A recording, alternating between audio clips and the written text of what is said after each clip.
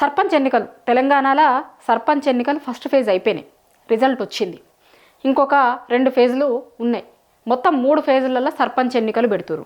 అయితే ఇవి పార్టీ గుర్తుల మీద జరిగేటివి కాదు, కానీ ఏ పార్టీ వాళ్ళు బలపరిచిర్రు, ఏ పార్టీ అభ్యర్థి అయినే అనేది అర్థమైపోతుంది. కానీ బీఫామ్ ఇయ్యరు, కానీ ఏ పార్టీ వాళ్ళది ఏంది కథ అని ఊర్లో అందరికీ తెలుస్తుంది.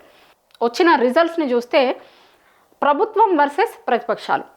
ఎప్పుడైనా పంచాయతీ ఎన్నికలలో ఎట్లుంటాయి అంటే ప్రభుత్వాలకి కొంత పాజిటివ్ ఉంటుంది అన్న లెక్క ఉంటాయి.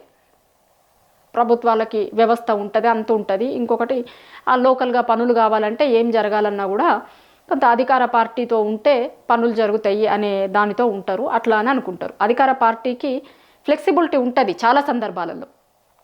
కానీ ఇప్పుడు వచ్చిన రిజల్ట్ చూసినప్పుడు అధికార పార్టీ కంటే ప్రతిపక్ష పార్టీ వాళ్ళకే అధికార పార్టీకి ఎన్ని వచ్చినాయో చూస్తే మిగతా ప్రతిపక్ష పార్టీలన్నింటినీ కలిపితే వాళ్ళే ఎక్కువ ఉన్నాయి లెక్క. అంటే చాలా స్పష్టంగా ఏమర్థమవుతుంది అంటే ఈ ప్రభుత్వం మీద ఊర్లల్లో జనాలకి ఎంత విపరీతమైన వ్యతిరేకత ఉంది అనేది దీన్ని బట్టి అర్థమవుతుంది. ఇప్పుడు ఒకటే ఫేజ్ అయిపోయింది, ఇంకా 2 ఫేజ్లు ఉన్నాయి. అధికార పార్టీకి ఎడ్జ్ ఉంటుంది అనే లెక్క ప్రచారం జరిగినా కూడా రిజల్ట్ చూసిన తర్వాత ఇట్లా జరుగుతున్న ప్రచారం వేరు, గ్రౌండ్లో ఉన్నది వేరు అనేది అర్థమవుతుంది. గ్రౌండ్లో జనం విసిగిపోయి ఉన్నారు.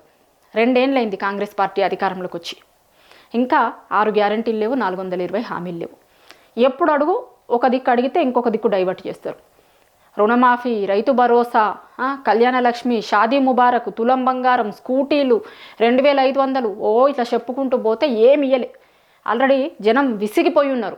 ఎప్పుడు ఓట్ల కోసం అని వస్తే అప్పుడు చూపిస్తాము అని చెప్పి చేసిరు. జనం చెప్పకపోవడు కాదు. చాలా సందర్భాలలో ఏముంటుందంటే సైలెంట్ ఓటింగు, తెలియదు జనాలు ఎటువైపు ఉన్నారో అనుకుంటారు. కానీ ఊర్లలోకి పోయినప్పుడు చాలా సందర్భాలలో జనం చెప్పిరు అసలు ఏం చేసిర్రని. ఏంది ఏదో మార్పు అని తీసుకొచ్చుకుంటే అసలు ఏం మార్పు లేదు, ఏమీ లేదు.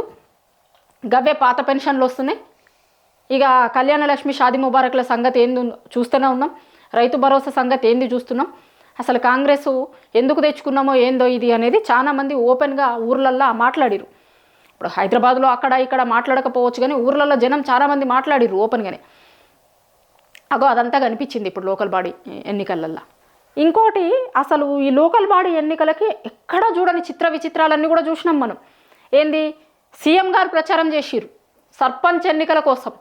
చరిత్రలో మిగిలిపోతారేమో, సర్పంచ్ ఎన్నికల కోసం ఒక సీఎం ప్రచారం చేసింది ఏదన్నా ఉంది అంటే అది తెలంగాణ రాష్ట్రంలో.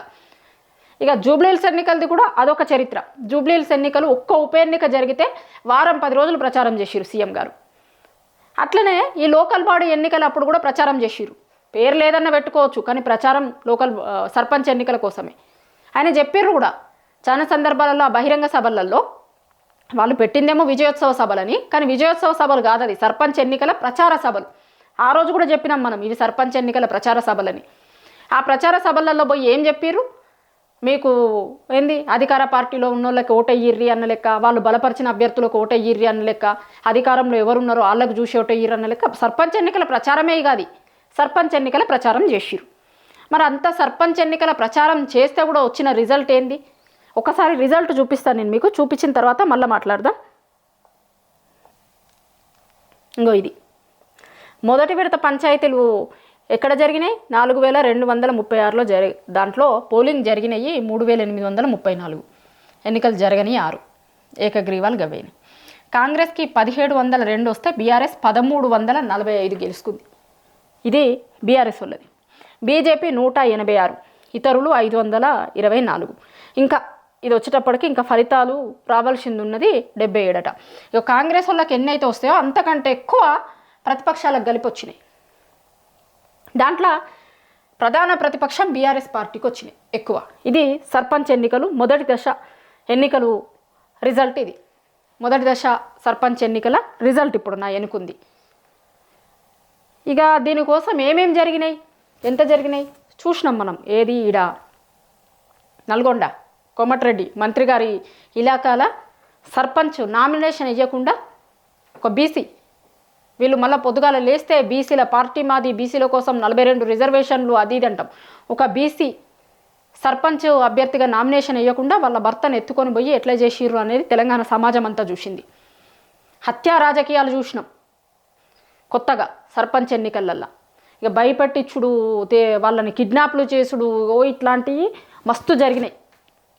అయినా సరే తెలంగాణ సమాజం డిసైడ్ అయిపోయింది, ఇక వీళ్ళ పట్ల విసిగి వేజారిపోయి ఉంది అనేది ఈ రిజల్ట్ను చూసినప్పుడు అర్థమైపోతుంది ఎంత విసిగిపోయి ఉన్నారు ఊర్లలో అనేది. ఎందుకంటే ఇబ్బంది వాళ్ళే పడుతురు కదా, ఊర్లలో ఉన్నోళ్ళు ఎంత ఇబ్బంది పడుతురు అంటే యూరియా కోసం క్యూ లైన్లలో నిలుచున్నది ఎవరు మర్చిపోలే తెలంగాణ జనం.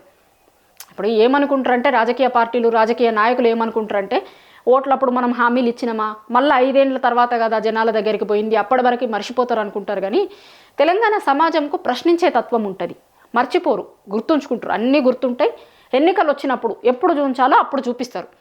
ఎందుకు ప్రతిపక్షం వీటికి ఎక్కువ వచ్చినాయి, బీఆర్ఎస్ పార్టీకి మేజర్గా ఎక్కువ వచ్చినాయి. ఇప్పుడు వాళ్ళేం ప్రచారం చేయలే. సీఎం రేవంత్ రెడ్డి గారు కాలుకు బల్పం కట్టుకుంటారు అంటారు చూసిరా, అట్లనే తిరిగిర్రు, అన్ని జిల్లాలు తిరిగిర్రు దాదాపు. ఎందుకంటే ఊర్లల్లో పంచాయతీ ఎన్నికలు జరుగుతున్నాయి కాబట్టి ఆడ ఎన్నికల కోడ్ అద్దె వస్తుందని జిల్లా కేంద్రాలలో పెట్టుకున్నారు. కానీ రప్పించింది వాళ్ళని, చెప్పింది వాళ్ళకే మీరు ఓట్లు వేయ్యిర్రి అని. అట్లా ఎన్నికల ప్రచారాలు చేసిరు. బీఆర్ఎస్ పార్టీలో ఏం పెద్ద ప్రచారం చేయలేదు వాళ్ళు, అక్కడ లోకల్గా ఉన్నోళ్ళు ఎమ్మెల్యేలు వాళ్ళు వీళ్ళు చేసిర్రు. అది కానీ వీళ్ళ పార్టీ ముఖ్య నాయకులు ఎవరైతే ప్రచారం చేయలే, వాళ్ళ పార్టీ అధ్యక్షుడు కేసీఆర్ గారు చేయలే, వాళ్ళ పార్టీ వర్కింగ్ ప్రెసిడెంట్ కేటీఆర్ చేయలే, వాళ్ళ ఇంకొక నాయకుడు హరీష్ రావు గారు చేయలేదు. ఎవ్వరు అసలు బీఆర్ఎస్ పార్టీ నుంచి పెద్ద నాయకులు ఎవ్వరు కూడా ప్రచారం కూడా చేయలే. కానీ ఇవాళ రిజల్ట్ చూసినప్పుడు జనాలకి ఎంత వ్యతిరేకత ఉంది కాంగ్రెస్ పార్టీ మీద అనేది చాలా స్పష్టంగా అర్థమైంది.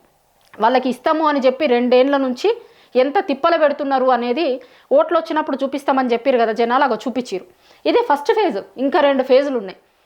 ఇంకో 2 ఫేజులలో కూడా ఇక ఇట్లాంటి రిజల్టే వస్తుంది. ఎందుకంటే తెలంగాణ పల్లెలు ఒకసారి డిసైడ్ అయితే ఎట్లాంటి రిజల్ట్ వస్తుంది అనేది నిన్న ఫస్ట్ ఫేజ్తోనే తెలిసింది.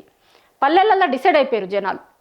ఇప్పుడు మొన్న జూబ్లీహిల్స్ ఎన్నికలు అయిపోయిన తర్వాత కాంగ్రెస్ పార్టీ ఏమన్నది, ఏదో మేము 2 ఏళ్లలో చేసినాము, అది చేసినాం, ఇది చేసినామని మాకు ఓటేసిర్రు అన్న లెక్క మాట్లాడారు కదా. మరి 2 ఏళ్లలో మీరు ఏం చేసిర్రు, ఏంది చూసిర్రు కదా, జనాలు ఎందుకు ఓటేయలేదు ఊర్లలో ఉన్నోళ్ళు అనేది ఒకసారి మీరు ఆలోచించుకోవాలి. విపరీతమైన వ్యతిరేకత ఉంది, ఏమీ చెయ్యలే, మస్తు చేస్తామని చెప్పారు. లాస్ట్కి సర్పంచ్ ఎన్నికలను కూడా ఏడుకు పట్టుకొచ్చారంటే 42% రిజర్వేషన్లు ఇచ్చి చేస్తాము, లోకల్ బాడీ ఎన్నికలకు బొమ్మంటే కోర్టు ఎన్నిసార్లు చెప్పినా ఈ రిజర్వేషన్ అనేదాన్ని ముందటేసుకొని జరుపుకుంటూ వచ్చారు.